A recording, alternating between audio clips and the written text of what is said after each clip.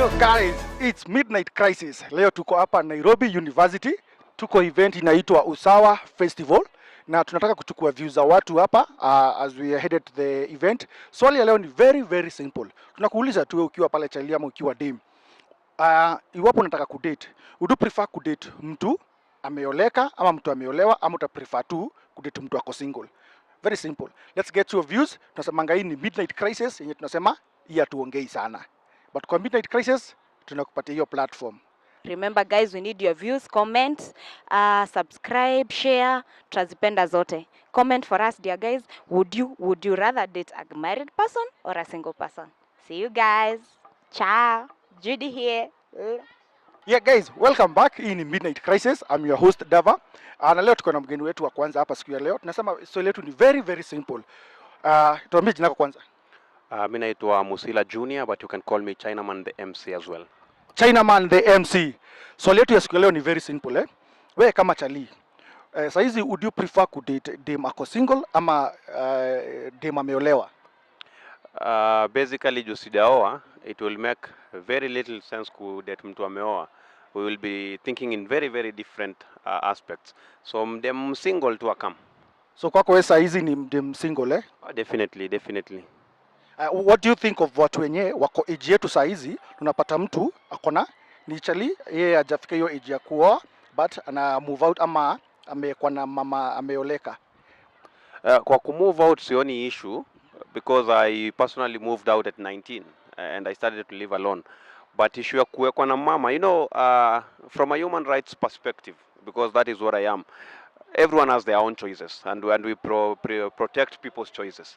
So when mjamaa amechagua Kenya amechagua, for me it is not right, it is not morally right, but if people choose that is their way of life, who are we to poke our noses on it? Okay, thank you very much. Now to the economical now aspect of it. Saizi kwa hii event tunaongelelea mambo ya usawa. Usawa in this time kuna watu wanasema mimi nikitaksiwa, mimi nalipwa mshahara 6 figure, kuna mtu mwingine alipwa hapa chini 15,000 na tunataksiwa the same. So we are talking about can we tax them more to tax hao wako chini less? What would you take on that? I want to shed some light on the same. One, we are looking at the different types of taxation that exist. There is direct, indirect taxation. Direct is like pay as you earn, which is taxable on your amount of salary. So the higher your salary, then your higher your tax must be. However, if you look at the trends in the country for the last like a couple of years, the government has been focusing more on consumable tax. That is indirect taxation. So you have excise duty on this, excise duty on the other. Now there is taxation on transactions from bank to M-Pesa or even any mobile money applications. There is taxation on streaming live. This is all focused on consumable things that me common mwananchi ambaye I don't even have a salary is going to consume because I have to live in that spectrum, and becomes very unfair to people who living below $1, like has been the conversation over the years. Yesterday, research and even findings came out. Only four people in the country own more than half of the population in terms of even contribution to GDP, and it is very unfair. So I feel for me then it is time the government starts to focus on taxing wealth, taxing property, and removing their focus on consumable goods. Like don't put more taxation on unga, don't put more taxation on food, don't put more taxation on transactions, small transactions like M-Pesa, where mimi na nyanyangu shago, I will only send 200 and they are taxing that. It is very unfair. Tax that wealth, tax that big money, and tax that big business. Don't give any more incentives. Why will you give a cooperative a lot of tax avance when you're taxing food? I mean, it is not fair. Okay. Yeah. My question would be, who do you think should carry that agenda of pushing the government to do so? No, it is us. I mean, it is everyone's responsibility. But most importantly, it is the people we elect in office. I have my MP, I have my MCAs. MCAs will have a little to say because they don't determine taxation, because they don't participate in the national budget. But the national budget where MPs have a voice, they need to be considerate not to continue pushing taxation on consumables, I'm insisting. Let them find a way of advising KRA to be more keen on wealth and big monies so that they tax that. So that every time KRA thinks of meeting its target, it does not think of how much is unga or how much is sugar. In essence, that should be going down. But you realize it is always going up because that is the center of attention. It should not be that way. Thank you very much. At least we have his view. Amesema anaitwa MC. Chinaman the MC. Chinaman the MC. Chinaman the MC, swali ya mwisho maybe about the usawa thing, eh? Because every common person mwenye anapitia pale akiona usawa anafikiria about equality. Na maybe hiyo inatu affect huku chini, leave alone the taxes and the government, eh? About now the gender equality. What is your take on that? Because unaona saizi tuko na hiyo ni kama boy child amefinyiliwa. Because the girl child amekuwa empowered so much, so unaona we don't have a common ama platform poa tukiwa na girl child. Do you think saizi imeempower girl child more, boy child anakuwa chini, and what can be done? Now, I'm still looking at it in a very different way. I know as a man, somebody will expect me to still speak on the voice of the boys and the men. But I've even looked at statistics now. KCSC results have come out today. Out of the 1,000 and something people who've gotten airplanes, it's 870 something boys and only like 300 girls who've gotten A's. So there's still very big inequality gaps disfavoring the women. And so they still need for more initiatives to empower women so that hata kama wamepata nafasi ya kuwa shule, they still have an opportunity to compete with the others and come out as better, you know. So even as we speak now, it might look as though because of the initiative that exists that women are more empowered, but realistically, still go to these big companies. Men control financial muscles. And so women still are not fixed in a position where they have to call shots. Okay. And so we have a long way to go in terms of bringing women to match up the men. But I will still maybe ask, we do not over prioritize women at the expense of men. So then let there be a situation where it is comfortable for men to still feel accommodated and women to come in, so we have an inclusive society, an inclusive initiative for all. But in regards to us promoting more of women, women are still underprivileged. I mean, facts. Okay. That's China, the MC, and amesema yeye Chinaman the MC. Chinaman the MC anasema bado tuko sawa. Maybe ni notion tuko nao kwa akili yetu kuwa that girl child ameinuliwa bado hajafika ile level tungehitaji. Just maybe to make it look even clearer. You know, human beings are born to be competitive. Yeah. And that is human nature. So men now feel like the competition is becoming unfair because we're empowering women more than men have been empowered. But that is not true again. I still look at statistics, and I'm waiting to even highlight them later on the KCSC registered candidates. Still more boys than girls. Okay. Still more boys than girls. Even in performance, still more boys than girls. And so, because of the nature of competition, men will still feel like if there's an initiative for women here, there should be another for men here. And that is not true. At times we look at where the population is more vulnerable and we want to uplift them to a level that they can competitively compete with the others. Now that brings me to a question, yeah? Talking about the women are not so uplifted as we think, eh? Sasa zingine unapatanga, if you pass by here, unapata tukipigana na msichana, you'll be very quick to defend the girl, unlike when you watani defend. Mimi nikipigwa kwa zile za unapigwa na mwanamke aje. But a lady, everyone will defend her. Everyone passing by atataka kujua mbona huyu msichana anapigwa, mbona huyu msichana ako na shida. But for me nikiwa pale the same situation, ni wakora tu wa kawaida wanataka kukukon. What do you think about that? I don't want to refer you back to a masculinity class because honestly, this is what we are. We are in a patriarchal society and we are masculine men. And so it will be unfair to see a man beaten by a woman and support them. They should protect and guard their frame. Fight back, get your way, or find a way of getting out of the fight. I'm not going to say anything much to that. Okay, now another question regarding that. Yeah, I'm supposed to fight back and protect myself. Now supposing I'm fighting a lady. Yeah, we are fighting with a lady, and I overpower her.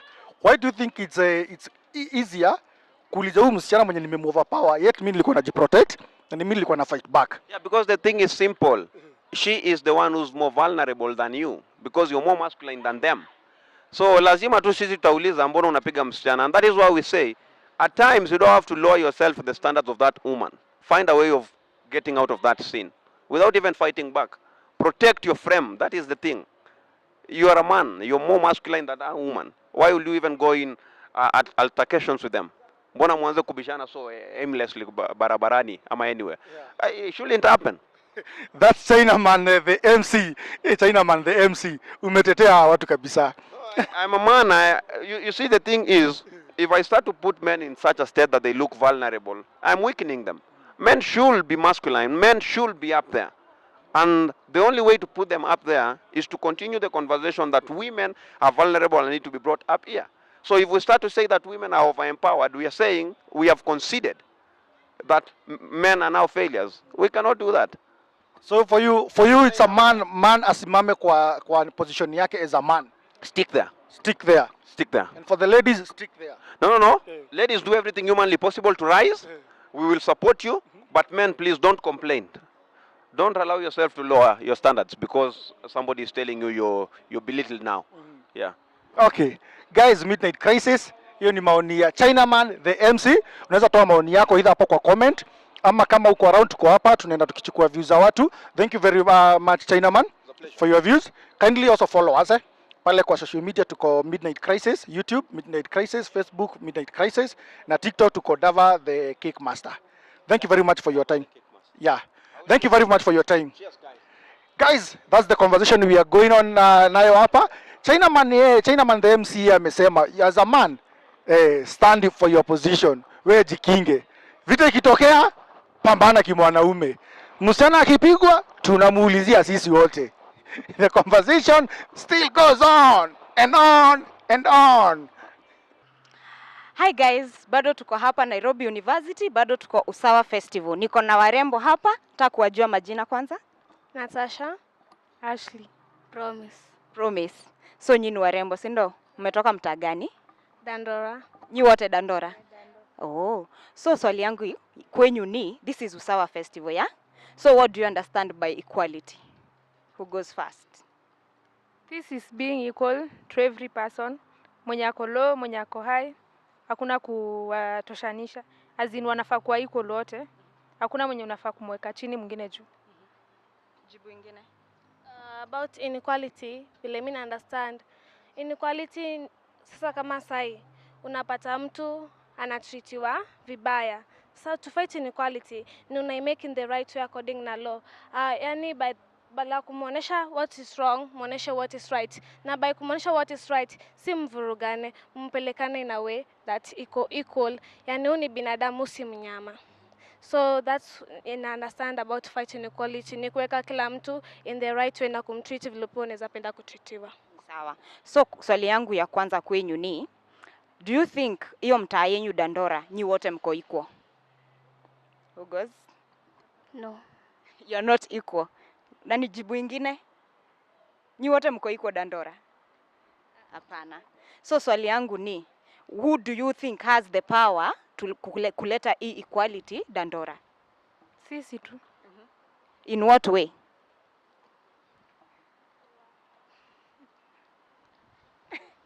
In what way as in, nini utafanya ndio watu wajue kuna equality agendas, kuna avenues they can go to bring their own voice heard, vitu kama hizo. What do you do? We kwenye huko Dandora na juu umefika Usawa, I know hujafika by mistake, si ndio? What have you been doing that imekuleta hapa? Okay, kwangu mimi ni dancer.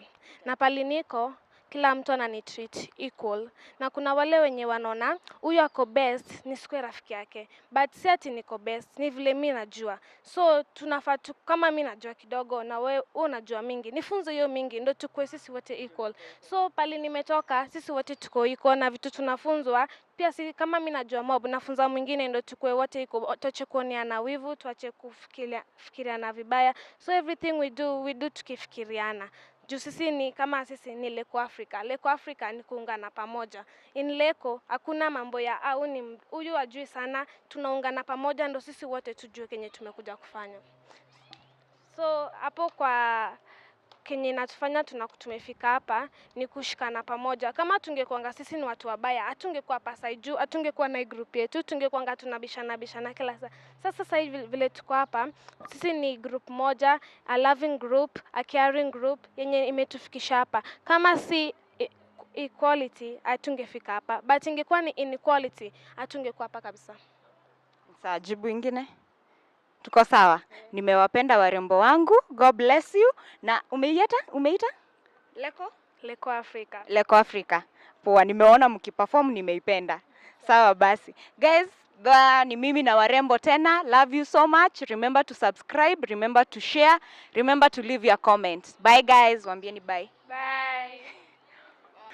Guys, welcome back. I'm your host Dava. Hii ni Midnight Crisis ambayo tunasemanga hii hatuongei sana, but kwa Midnight Crisis tunakupatia platform, unaongea views zako. Tuko na boys hapa, hebu niambie jina yako. Kwa majina naitwa Glenn kutoka Dandora. Glenn kutoka D. Ah, Sasa leo tuko na maswali tu mbili Tuko hapa kwa Usawa Festival Tunataka kukuuliza, do you think in Kenya ama huko kwenye mtaa watu wanatilitiwa equally na gava? sidhani. Una feel hiyo gap inakujia wapi between the poor and the rich, ama ni between gender, ama inakujia wapi? Nadhani the poor na the rich. So una feel gava ina oppress wao wako chini, inapatia wao wenye wako juu privilege, ama una feel aje wewe? I think kuna venye gava tuseme tu si ati kila kitu tunaweza wekea pia gava. Juu kuna umse mwenye ako juu na umse mwenye ako chini, kuna difference. Kuna gap kubwa mbaya. So ndo maana unaona umse mwenye ako juu anatekea time yake akuja ajaribu kusaidia umse ako chini. Na hii agenda ya usawa ndio sasa tukue hiyo na hiyo equality. Una feel nani ndio ako na hiyo power ya kupush hii agenda? I think mwenye ako juu. Mwenye ako juu in terms of the government structure ama? Yes. So ni sasa tunaongea, tunapigia hii story, tunaambia president ndio anafaa kupushia agenda equality. Jo prezo jo anafanya tupush nisaidia watu unajua background hazifananangi. Okay. Afanya tupush hapo nyuma. Kitu kingine una feel mkiwa mtaa pale mtaa, do you think the youth ama the young people are doing anything to push this agenda, ama wamekaa tu bezo wamegojea tu ikue? Wanadu. Kuna labda tuseme kwa court kunaweza kuwa na chairman. Chairman anaenda na bonga na MCA ama governor. Wanatuletea mavitu, wanajaribu kutusaidia venye tunaweza pata hata kazi. Okay. Aya, sasa tunaingia swali ya socially.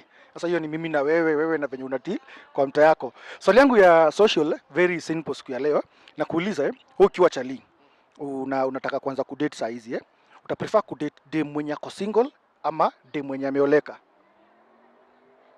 I think nachukua dem ako single. Tuchukua dem ako single. Wenye wanachukua mademu wenye wameoleka, unapata mtu amekuwa pale na mama mwenye ako na kakitu. Una feel hiyo ni fiti ama wako waendelee tu hivyo? Hairi waendelee.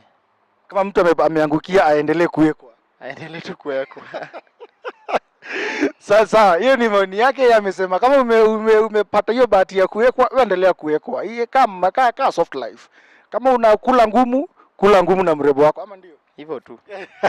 Sasa asante sana. Make sure you follow us on our social media platform. Tunaitwa Midnight Crisis pale Facebook, YouTube Midnight Crisis, TikTok tunajiita Dava the Kickmaster. Asante sana. Poa. Guys, tunaendelea kuchukua views. Tunakuuliza maswali mbili. Guys, welcome back. Tunasema hii ni Midnight Crisis. Tunasema Midnight Crisis, tunasemanga hatuongei sana, but ikifika ni kwa usawa na equality, hiyo tuna shout. Tuko na mgeni wetu siku ya leo. Tuambie jina lako mami. Naitwa Dr. Violet Mbiti. Doctor. Daktari. Tusione tu hivyo ni daktari Kabisa. So swali yetu ya siku ya leo ya kwanza tuko na maswali mbili, moja socially, ingine economically. So ya kwanza ya economically tunakuuliza do you think in the country tuko na usawa as per now? Hakuna usawa. Difference iko wapi sasa? So difference ni unapata ya kwamba like even when it comes to taxation, unapata like these big corporates wengine wanahepa kulipa tax. Lakini unapata hao wase wa down wanalipa tax kabisa. So unapata ya kwamba gava unapata vitu zimeongezeka, lakini unapata huyu mtu wako chini anafinyiliwa. So kama wanaweza fanya wase pia all companies walipe tax na wasifiche, itakuwa poa. Hata napenda venye Prezo Ruto sahii unapata anasema watu walipe tax, walipe ushuru. Lakini pia itakuwa poa pia wale hao watu ambao wako na big companies walipe pia ushuru. Okay. Swali lingine naweza kuuliza ni nani una feel ndio ako na hiyo nguvu ya kupush hiyo agenda ya usawa? Ni watu wawili, gava na wananchi. So gava wapeane hiyo platform ambayo wapeane platform ambayo watu wanaweza share hizo views zao. So unaona kama wananchi wanafaa kwenda kwa public participation. Kwa sababu kwa kila mtaa unapata ya kwamba gavana kuangekia announce kuna public participation. So kama wasee wanaweza enda hizi public participation na waende wakaongee juu ya usawa, because for example unaona kama hii Nairobi unapata iko na sub counties kadhaa, lakini unapata hata when it comes to allocation ward zingine zinapata mob, zingine zinapata less. So ni vizuri waangalie ni criteria gani ya kuensure kwamba kuna usawa kila mtu, unaona. So unaweza pata place nyingine ambayo iko na watu wengi lakini hospitali ni kidogo, unaelewa. So kitu kama hiyo kifanyika, at least kutakuwa usawa bana, kila mtu ataishi maisha tu poa. Okay, asante sana. Hiyo ni daktari ametupatia maoni yake. Yeye anasema gava ipush hii agenda ipate hiyo platform, na pia wananchi tuchangamke. Kukiwa na public participation, tunatokea tunajiongea, ndio ile maoni yetu pia inachukuliwa. So daktari, on now to the social question. First nijue kama are you married or single?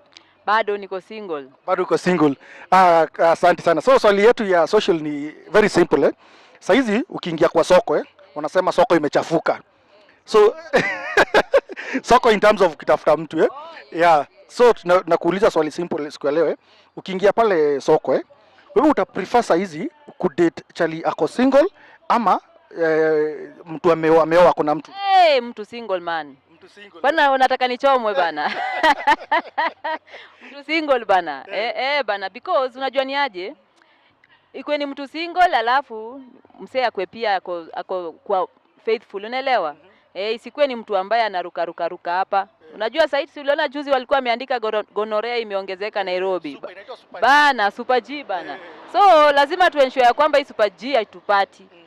Lakini ya hivyo ndio maoni yangu. Hiyo ndio maoni yako. Haya, na unawezaje ambia vijana unapatanga saizi unapata kuna dem kama wewe yako fiti ama anafeel yeye anataka hiyo soft life. Kwenda kambaba mahali anapatiwa vitu zake, ananunuliwa gari, kwa hiyo soft life, unaweza ambiaje hao wasichana? Naweza ambia hiyo ni kujirudisha tu nyuma. Hustle bana. Because we hustle. Unajua kwa nini? Utapata unajirudisha nyuma. Huyu msee ni msee wenyewe. Maybe atakuja kuweke ball alafu ahepe. Sasa akihepa utabaki hapo na responsibilities. Alafu tena wacha nikushow. Unaona kama mimi kuna time sikukuwa wax. Lakini nikaanza tu kuhustle. Man, huyu atakushow. Nikaanza tu kuhustle na unaona mali nimefika saa hii. Na ni sababu ya kutia bidii. But because nilisema mimi sitaki maneno ya sponsor.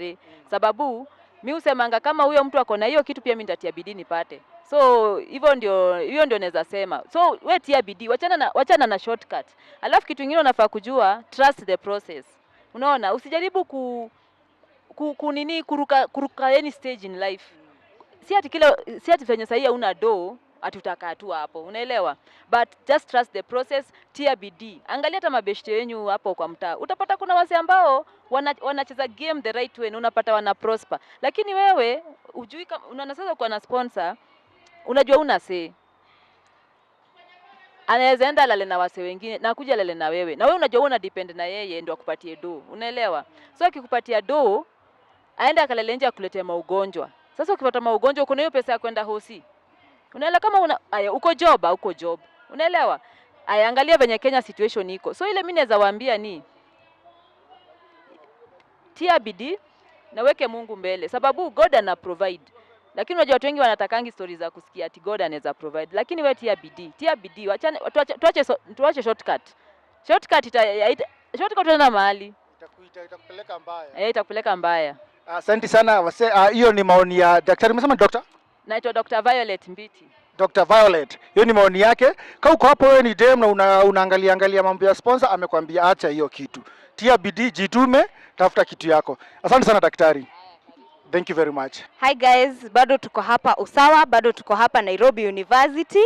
Tuko na mrembo mwingine hapa, jina Assumpta Kikonyo. Assumpta Kikonyo. Yes, I'm a member of FIA, Okay. Equality Alliance. Okay. Ni sawa. So, sisi tunaitwa Midnight Crisis and we we do interviews, we view people's their perspective on whatever is happening. On today, we have 2 questions. We have one economical and one social. So for the economical question, I want to ask you, what do you understand by this usawa? Okay, usawa as for me means to be equal. Yani for the high guys there wenye wase wako na do wako in high ranks, ama tusiseme wenye wako na high ranks, because we have businessmen who are still have a lot of money. So kusema usawa ni kumaanisha yani we do something, we do something that will bring equality among the low life people na wenye wako juu. So unapata that's why we say #tax the rich. Tuna tax wao wase tuseme kama watu wana a lot of money, unaweza pata wao alipi tax, na unapata wase wenye wako chini na kitu kama 20k wanakatwa tax ile kilazima, unaona. So tunasema the high people wenye wana domob wataxiwe, ndio at least maisha ikue fair to everyone. Fair to everyone. So I want to ask you, when it comes to gender inequality, what is your take on that? Do you think between the genders, are we equal? Okay, no. And what do you think can be done to address that issue? So that's why I've said we do things like taxing the rich. Tuna tax wale wase wako na do, ndio at least pia hiyo yenye do yenye wanataxiwa, it can be used also to pay bills for the low life people. Unapata kama wase wako down, unapata wengine wana struggle kwenda mausi, wengine wana struggle kufanya vitu just for basics, na unapata wase wana handle moba wakati tax na wanaenda, unapata msee anaenda osi nje, so unaona ako na yani ni kama yeye ndio. So that's why wanataxiwa ndo walete equality among the Sawa. So let us come to my social question. Na swali yetu ya leo ni, would you date or would you advise on dating a married spouse? God forbid, I cannot. You cannot. Yes. Why do you say so? Because it's not okay. I'm a Christian, and I cannot attempt to do something like that because I'm single. Let me get someone who is single. Wasewa wenyewe tuachane. It's unbiblical also. Yes. So wewe ukipatana na mtu wa wenyewe tuachane tu na yeye. Hata usisikie stories zake. Ni sawa. So there you have it, guys. This is from Assumpta Gikonyo. Yes. Guys, bado tuko usawa. Asante sana Assumpta. Midnight Crisis, tukumbuke kusubscribe, kushare, kucomment. Love you guys. Thank you. You guys, we are back ni Midnight Crisis. I'm your host Dava. Tuko na wageni hapa wametembelea hapa. Kenia tupatie tu jina. Ninaitwa Ivan Suma. Evans? Known as Generali. Generali. Anita Kimunto. Anita Kimunto. I'm Omeri Respond, normally they call me Gusi Governor. Gusi Governor. Yes. Tuko na serikali hapa. I'm Caleb Gichana, Holy Kid. Okay. Aya, tuko na maswali mbili tu leo, very simple. Moja ni economical question, nyingine ni socially. Zile mambo tunainteract nayo tu hapa tukiwa kampo, tukiwa mtaa. So ya kwanza hii vet tunaongelea mambo ya usawa. Usawa tukue equal kwama si wote. So do you feel saizi as in the country tuko na hiyo usawa, tuko na hiyo equality? Hatuna usawa. First of all, I can say to the public governors we have currently, as we know, this part of the Operation Indo Gatuzi, this is a platform that yenye inataka kuleta usawa katika jumuiya yetu. Tukiangalia from the president, seat of the president, he has served us. Personally, the comrades were suffering from the seat of the president. Hata ulikuwa unaona alikuwa anataka kutoa help, na hiyo help sisi kama vijana wa shule ndio inatusaidia. Inatupost, hatuna pesa. As in wasazi, to the local villages, there are many students who wants to join to the universities. And wakifanywa mchango, hizo pesa zitawasaidia after wamekuja shule, because like the University of Nairobi, first year kuja kukaa settled ni almost 150,000. Unaona? So akifanywa mchango for the first time, akuja to the University of Nairobi, don't expect that the second time atafanywa mchango. Juu hata wale watu wa village huko mashinani wanachoka na hizo vitu, because they have other people. So mimi niko na urge Mr. President William Samoei Ruto penyako, it is either achane na pesa za help penye ziko, because ndio zinatusaidia kutufeed, ndio zinatusaidia kutufaa mavazi mazuri, ndio zinafanya sisi wenyewe tuna move forward. Hata tunajilipia school fees because of the nini ya mambo ya help. And there's this thing we call, I want to quote from the operation in Gatuzi, the crosses 204. It's about the university funds. Masoli na CDF. Hii serikali tuko saizi, most politicians, they have taken CDF to the spiritual matters. Hatujui sasa kaa hiyo kanisa ndio inatusaidia. Hatujui kama kanisa ndio inakuja kufanya sisi tupite shule.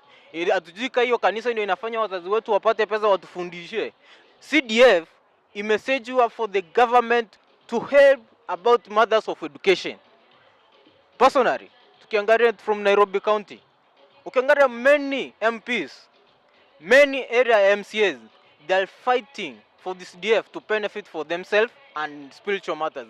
Kwa sababu unasikia most of the times, what these people, they are not going for the university schools ama polytechnic schools ama institution or colleges kufanya an article.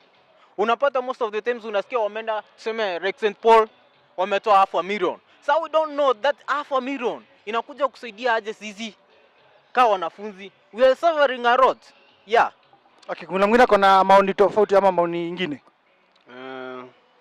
Do you think kuna usawa Kenya? Hakuna usawa Kenya. Vile brother wangu amesema hakuna usawa Kenya. Gapi inafolia wapi? Like for example saa hii unaweza ona government ina try ku tax everything. Hata saa hii imeweka sasa hadi KRA ina monitor transaction yake. Sasa kama comrade maybe amepata help, transaction government ikaangalia inaanza kutax huyu comrade. Like sasa saa hii government ya Kenya imeweka like Kenya ni ya matajiri, lakini wale hustlers wenye walikuwa nasema hustlers wao time yao bado wanaendelea kuteseka. Niseme kwa sasa since niseme 100 days ama 150 days since hii government ingie ofisini, hakuna usawa. Hiyo nayo ukweli, hakuna usawa. Watu wanateseka, watu hawana jobs, lakini anaendelea ku increase tax kwa zile wenye hawana, ndio bado anaendelea kuchukua. Unaweza pata uende hata tao sasa hii kuanzisha business kwa mwenye ana pesa si rahisi. Kutembea tu kutafuta sijui document uende kwa hiyo ofisi unaweza tumia over 100,000. Hapo naye asela fund na kupea 500 ndio kusaidia nini? Then mtu anakuambia usawa. No. Madam, any comment? What I can say is that hakuna usawa Kenya. Kwa about help, wakitoa most of the comrades watasafa sana, like how my brother said that like in upper university like hostel say tunalipa like 40k, so pia like kuna hiyo mahitaji like you have to eat every day, so it's expensive. So naweza sema tu like wakitoa hiyo help most of the comrades will suffer. Yeah. Una maoni kabisa inaiko sawa. No, the second question would be hii agenda ya equality tukuwe na hiyo usawa ndio kama wako jua na an pesa mingi tutakisahau tujaribu kuangalia wako chini hiyo agenda. Who do you think akona hiyo ability ama akona hiyo power ya kupush hiyo agenda? Is it the government or ni sisi wananchi? Kwangu mimi naweza sema ni both. Ni government kwanza cause huwezi push kitu na government bado inakutax. Sasa ni both. Government MPs waangalie vile tunaweza kuwa na usawa. Vile hizi taxes zinaweza kuwa reduce. Cause huwezi sema mimi saa hii nataka kusema lazima tukuwe na usawa tuende kwa barabara. Pia mmejua presume mko nayo. Mnaweza sema tunaenda kwa barabara mkule tear gas, mwende mlale. The next day hiyo kitu imepotea. Sasa ni the government ndio at least iseme tuko na sawa hizi vitu za taxes to reduce. Mtu akitaka kuanzisha business yake in town at least ako na hiyo kiurahisi, like anaweza fanya like niseme niko na business yangu ya mtumba ama nataka kuanza kuuza viatu kwa hizo duka za tao, at least siambiwi sijui niende kwa county government, niende kwa sijui Jesus, niende kwa sijui nani, like watuambie tu kuja na barua ya mzazi, kuja na sijui barua ya nani mwenye alikufa Bartolomeo, like tukue tu na usawa. Like akisema ni usawa, kama anatupea pesa hiyo ya hustler fund asitupee 500, kama anatupea atupee tuanzishe business, lakini sio mtu anakupea 20k na hiyo 20k kuanzisha tu business juu uende kwa hiyo ofisi utatumia 100k. Huyo mtu amekusaidia aje? Sasa ni government, national government na MPs pia wanaweza saidia, kwa najua majority sasa ni government. At least wakuje na wakuje na law yenye at least inaweza toa hizo taxes, inaweza reduce taxes because taxes iko juu kwa everything. Kama sasa from next month, June next month ama ni which month, wataanza unataxiwa hadi kwa makeup. Surely. Simple thing, msichana kuwe mrembo, wasichana wataanza kuwa monkeys wanatembea hivi. Hey. Governor, Yes. wewe una feel nani anafaa kushio agenda? Unajua as we normally say, comrades are wise. Unajua wakati umefika ile wakati wako wa kutimiza, unaenda kuolewa, lazima upitie kwa mzazi wako, upitie kwa mamako. So I can say ni vizuri both the government and the manual government both zikuje pamoja. Personally, mimi nasema venye amesema. Taxes mnasikia venye vimesema. Hata chumvi pekee, we are going to be taxed almost 10%. And I'm fighting this thing in this government. It is either they follow our rules as youths. Because personally I don't want to crop a county, but ni vizuri tusemeane ukweli. Like in Nyamira County, hakuna that opportunity they are giving youths. Hata tuangalie like our neighborhood county, Kisii County. We have a good and vibrant governor who is working manually with youths. Ukiangalia the way he's working with youths, penye wamefika ground yao iko wapi? Because he's working with youth since they get to the government, and the youth wanaendelea kujichenga maisha yao. Almost 350 youths wameanza their own small business in Kisii County. But when you come back to Nyamira County, we don't know the governor either. Hizo pesa najukuria bibi yako wanakula na hiyo usiku. Mbona ache sisi tuteseke? Yeah. Thank you very much. At least tunaona temperature kidogo zinaenda juu tukiguza hiyo mambo ya usawa, which is good. We need to drive this agenda. Now we come to the social question. At least hiyo itakuwa yaisi kidogo, tupandishe pressure sana. So the social question ni about this Tukiwa hapa mtaa, tukiwa ma youth tunaingia kwenye relationships tuko na chali yako, mna date nini. So the question for the day is would you prefer kudate kama wewe ni chali, would you prefer kudate dem single ama uta prefer kudate dem ameoleka? Hey.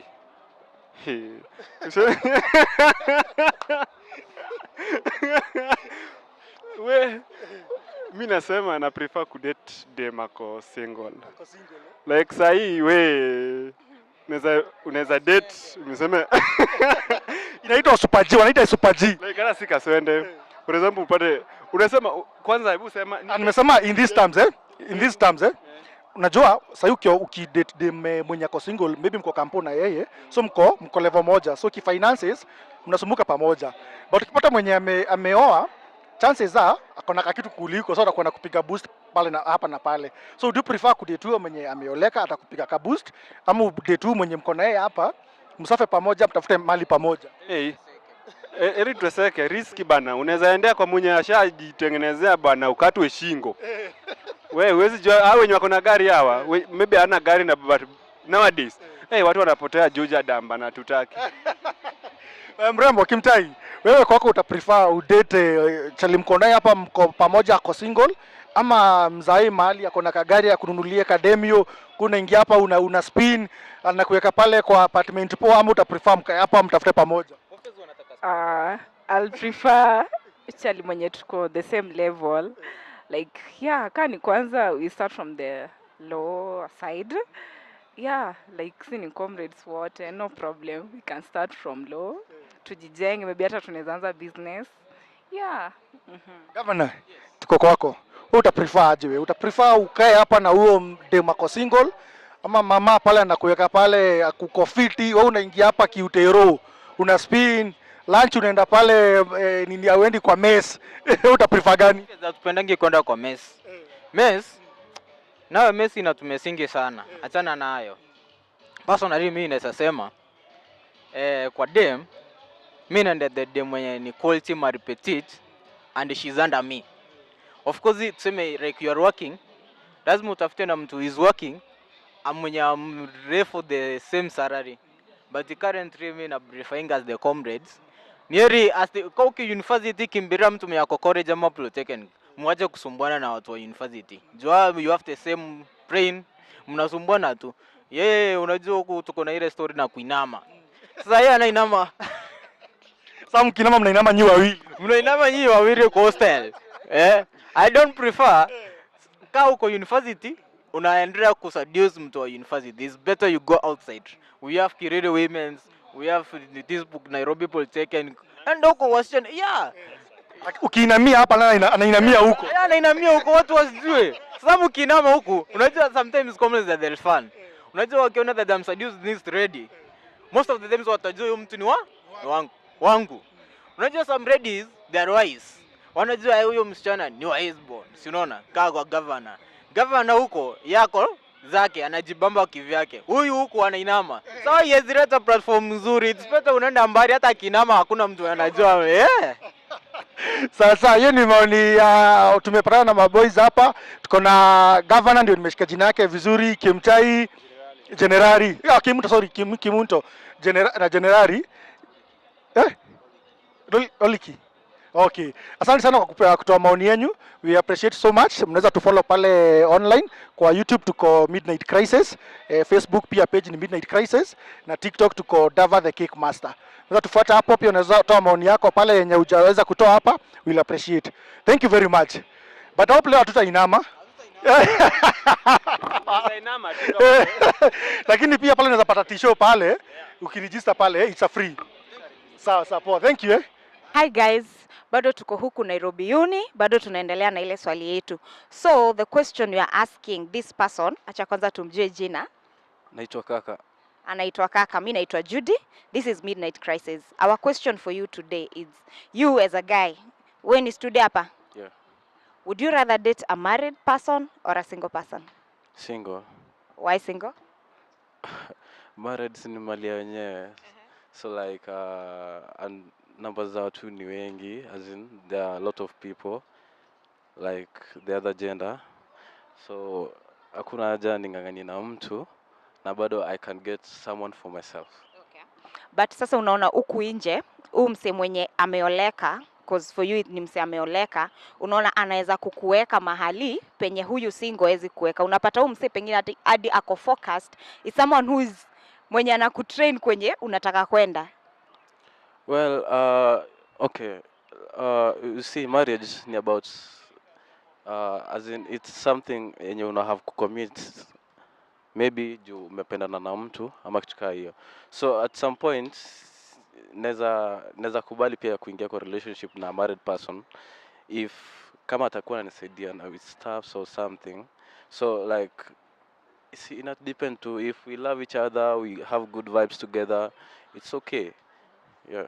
Kama anakusaidia unaweza ingia kwa hiyo. But then hiyo imaanishi eti ni anieke, because I'm a young man, I need to hustle for myself too, so that mimi niweze kuekana na watu wengine, naelewa.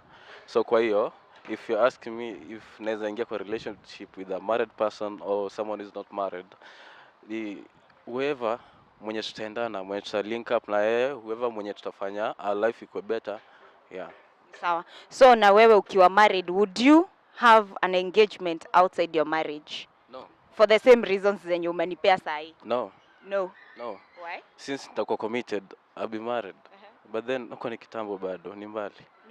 Yeah. Sawa basi. Guys, there you have it. Opinion yake mumeisikia. I don't want to add on it. I don't want to take anything from it. Thank you so much Kaka. And guys, remember you only saw it here on Midnight Crisis. Hii hatuongei sana. Bye guys. Guys, welcome back to Midnight Crisis, ambapo tunasema hapa hatuongei sana, but hii ya Usawa Festival tunaishout kabisa. Tuko na jamaa hapa, tuambie jina lako.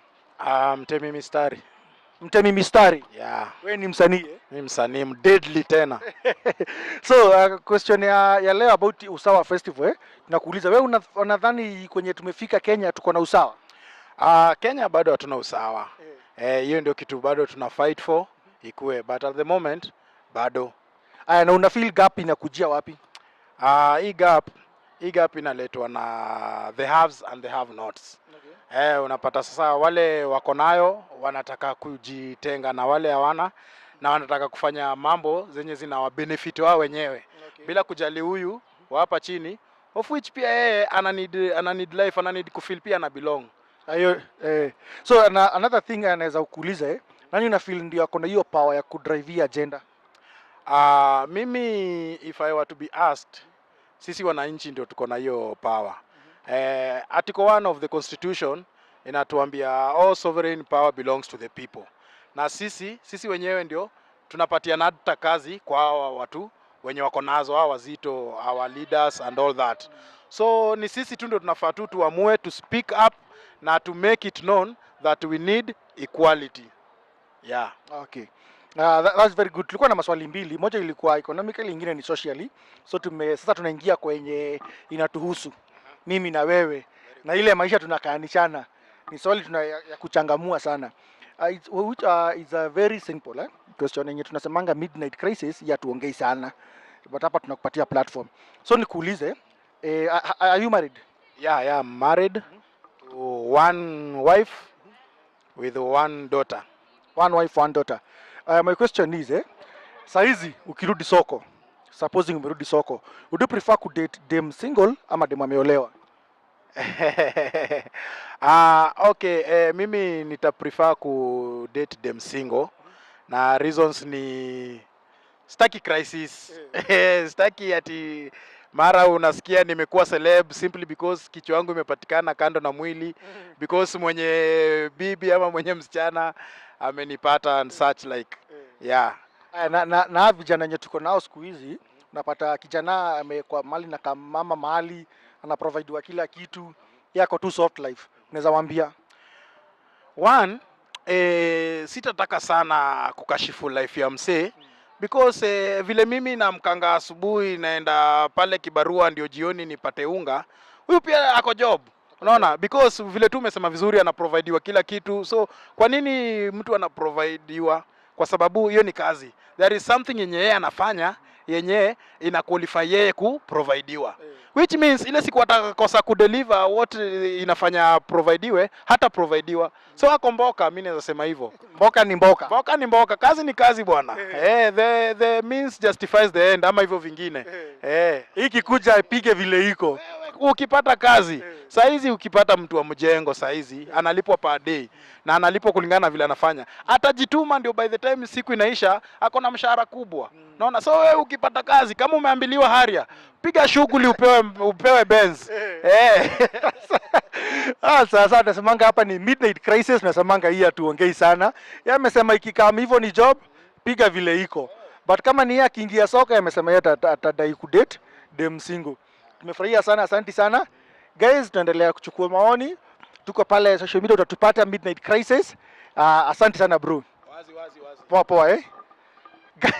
Guys, midnight crisis imekuwa show true. Leo tumekuwa hapa Nairobi Uni. Tulikuwa Usawa Festivals, tumemanage kutake views za watu hapa na pale. Leo tulikuwa na swali mbili, moja economical, nyingine socially. Swali ya kwanza ilikuwa about Usawa Festival ama Kenya tuko na usawa ama hatuna. Ya pili ilikuwa about would rather date a single person ama mtu ameoleka. Tumepata views za watu, tumefurahia. Kama hatujapatana na wewe so far, comment, tupa comment hapo, tupatie maoni yako. Wewe utakuwa side gani? Kuna nyame sema kama ni mboka ni mboka, vile inakam inapigwa hivyo. Ama unasemaje Judy? Mimi nasema tu hivyo and thanks guys for your love, kutufollow, kutuview, kutushare, comments tuachie. Remember guys, on YouTube Midnight Crisis, on whatever, Instagram Midnight Crisis, on Facebook Midnight Crisis, TikTok Dava the Baker, Judy _casting. Love you guys so much. Thank you for being with us. This was Usawa Festival at Nairobi Uni. We appreciate you guys. We say bye for now. Bye. Yeah guys, I was your host Dava. And I was Judy. Mob love guys. Yeah, tupatane kwa mtandao.